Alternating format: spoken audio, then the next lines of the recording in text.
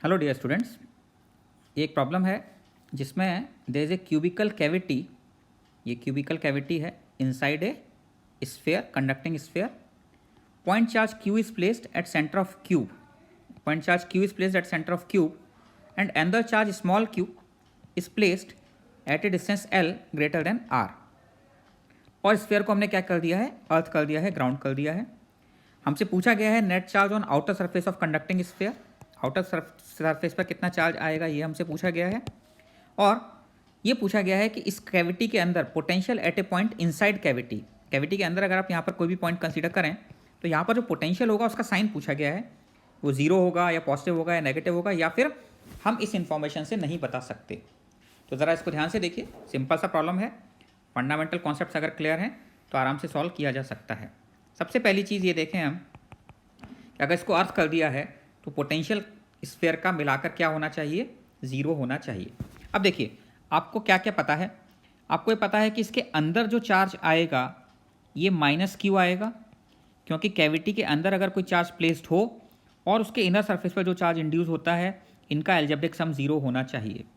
तो ये आपको समझ में आना चाहिए कि इसके इनर सरफेस पर -q चार्ज इंड्यूस हो जाएगा। ये इंड्यूस चार्ज हो गया कितना, -q।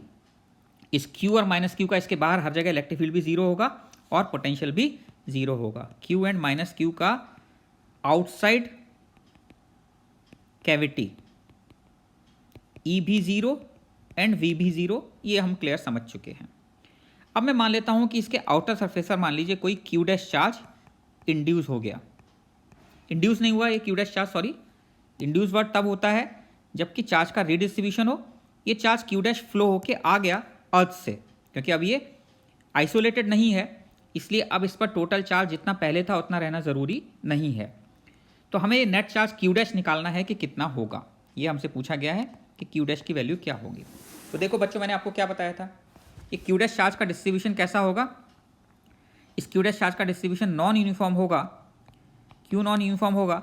Because small q and q dash इनका combined electric field inside conductor हर जगह पर क्या होना चाहिए, जीरो होना चाहिए, क्योंकि हमने पढ़ा है कि कोई चार्ज क्यू बाहर हो और जो आउटर सरफेस पर इंड्यूस होता है उनका resultant electric field outer surface के अंदर हर जगह जीरो होता है। ये मैं अच्छी तरह आपको समझा चुका।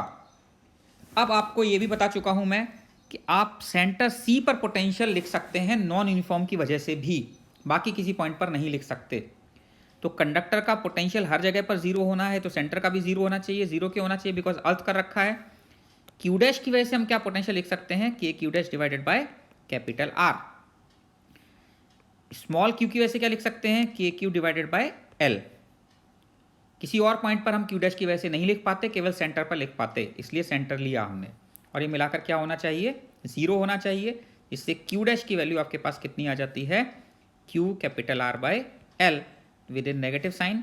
ये आपका फर्स्ट पार्ट का आंसर हो जाता है। सेकंड पार्ट में आपसे पूछा गया है potential at A point inside cavity क्या होगा।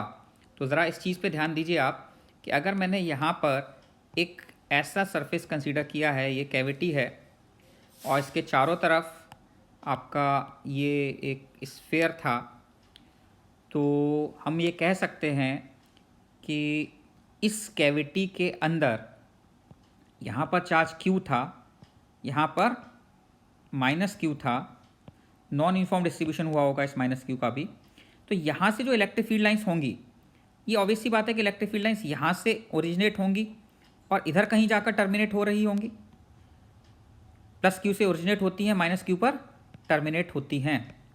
तो अगर इलेक्ट्रिक फील्ड लाइंस को हम देखें तो यहाँ पर इलेक्ट्रिक फील्ड क्या है, ज़ीरो है।